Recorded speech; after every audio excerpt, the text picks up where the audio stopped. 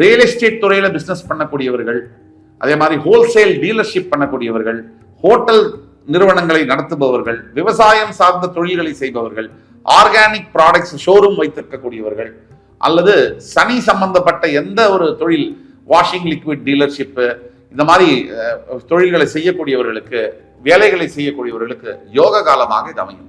தொழில் சம்பந்தப்பட்டு யோகமா இருக்கும்.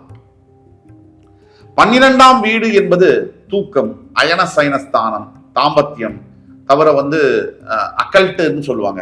சில பியாண்ட் த டைமென்ஷன் திங்க் பண்ணக்கூடியது 12. நம்ம எதுவுமே யோசிக்க முடியாத அவுட் ஆஃப் த பாக்ஸ் யோசிக்க வைப்பது 12.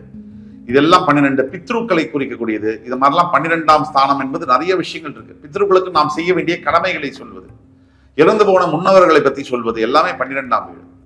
அப்ப 12ஆம் வீட்டில் சனி இருக்கும் போது மேஷராசி என்பவர்கள் கண்டிப்பாக நீங்கள் செய்ய வேண்டிய தர்ப்பணம், முன்னோர்களுக்கு செய்ய வேண்டிய திதி, அமாவாசை திதி தர்ப்பணங்களை ஒழுங்கா செய்யும்.